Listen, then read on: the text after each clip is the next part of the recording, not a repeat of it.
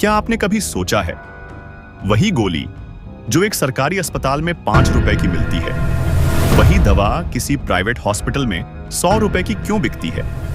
क्या इलाज आज भी इंसानियत के लिए है, या दवा अब सिर्फ मुनाफे का जरिया बन चुकी है? नमस्कार दोस्तों, भारत में दवाओं की कमी नहीं, पर सवाल है किस कीमत पर और किस सच्चाई के साथ। भारत को दुनिया की फार्मेसी कहा जाता है क्योंकि यहां सबसे ज्यादा जेनरिक दवाएं बनती हैं। पर क्या सच में यही दवाएं सब तक सस्ती और सही कीमत में पहुंच रही है, या बीच में कहीं ऐसा सिस्टम खड़ा है जो मुनाफे के नाम पर मरीजों की जेब खाली कर रहा है? भारत की फार्मा इंडस्ट्री $55 बिलियन से भी बड़ी है। हर साल करोड़ों दवाएं बनाई जाती हैं, लेकिन हैरानी की बात यह है कि इन दवाओं की वास्तविक कीमत और विक्रय मूल्य में जमीन आसमान का फर्क है। एक रिपोर्ट के मुताबिक कई अस्पतालों को कैंसर या हृदय रोग की महंगी दवाएं बहुत कम दाम में मिलती हैं, लेकिन वही दवा मरीज को 5 से 6 गुना दाम पर दी जाती है। यानी इलाज के नाम पर चल रहा है अरबों का व्यापार। अब सवाल उठता है, ऐसा क्यों? इसका एक बड़ा कारण है ब्रांडेड और जेनरिक दवाओं का खेल। ब्रांडेड दवाएं वो होती हैं जिन्हें बड़ी कंपनियां अपने नाम और प्रचार के साथ बेचती हैं। इन पर खर्च होता है लाखों करोड़ों का मार्केटिंग बजट, डॉक्टरों के प्रमोशन प्रोग्राम और विज्ञापन पर भारी खर्च।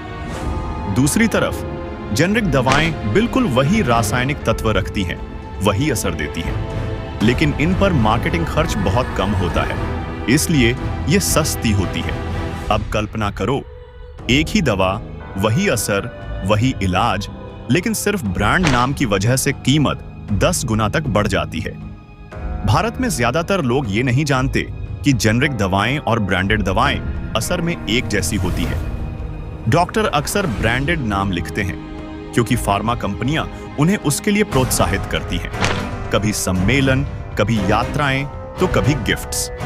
इसे कहते हैं डॉक्टर फार्मा नेक्सस, जहां इलाज के नाम पर लाभ का सौदा किया जाता है।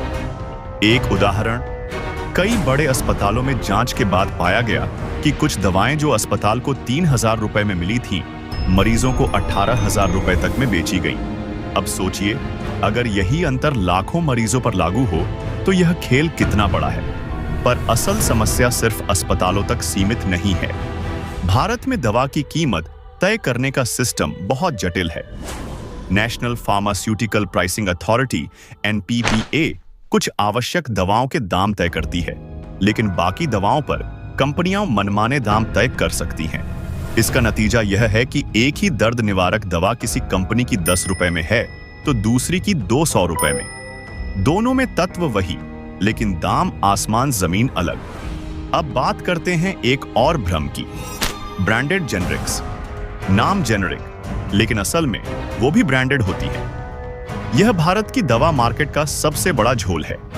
ऐसी दवाओं में कंपनी बस नया नाम रख देती है और मरीज को लगता है कि यह कोई अलग खास दवा है, जबकि असल में वही पुरानी जेनरिक दवा नए पैकिंग में बेची जा रही होती है। फार्मा इंडस्ट्री का दूसरा पहलू है कमीशन और इंसेंटिव्स का खेल। डॉक्टरों को अक्सर कुछ ब्रांड्स की दवाएं लिखने के लिए लाभ दिया जाता है। यह लाभ कभी यात्रा, कभी इवेंट, स्पॉन्सरशिप या कभी अन्य तरीकों में होता है। इसका नतीजा यह होता है कि मरीज को वही दवा दी जाती है जिससे डॉक्टर या अस्पताल को फायदा मिले, भले ही वही असर देने वाली दवा सस्ती कीमत में उपलब्ध हो। अब सवाल उठता है, क्या कोई समाधान है? सरकार ने इस दिशा में कदम उठाया है। प्रधानमंत्री भारतीय जनौषधि परियोजना। इस योजना के तहत जेनरिक दवाएं सरकारी स्टोर्स में 50% से 90% तक सस्ती मिलती है, पर अभी भी यह योजना हर इलाके तक नहीं पहुंच पाई है। कई जगहों पर डॉक्टर अब भी ब्रांडेड दवाएं ही लिखते हैं और आम जनता को यह पता ही नहीं होता कि वही दवा जनौषधि केंद्र पर कितने सस्ते में मिल सकती है। अब सोचिए, अगर हर व्यक्ति को यह पता हो कि वही दवा 300 रुपए की नहीं बल्कि 30 रुपए की भी मिल सकती है, तो कितनी जिंदगियां सुधर जाएगी। लेकिन अफसोस, जागरूकता की कमी और जानकारी का अभाव ही सबसे बड़ी रुकावट है। भारत में फार्मा सेक्टर में पारदर्शिता की बहुत जरूरत है। डॉक्टर फार्मा संबंधों की निगरानी, अस्पतालों की दवा कीमतों पर नियंत्रण और जनता को सही जानकारी, ये सब जरूरी कदम है ताकि दवा फिर से इलाज का साधन बने, व्यापार का नहीं। फार्मा इंडस्ट्री के इस सच को समझना हर नागरिक का अधिकार है, क्योंकि जब दवा का उद्देश्य लाभ से ज्यादा इलाज होगा, तभी देश वास्तव में स्वस्थ कहलाएगा। अब सवाल आपके लिए, क्या आपको लगता है कि दवा उद्योग ने इंसानियत से ज्यादा मुनाफे को प्राथमिकता दी है, या यह सिस्टम मजबूरियों का परिणाम है?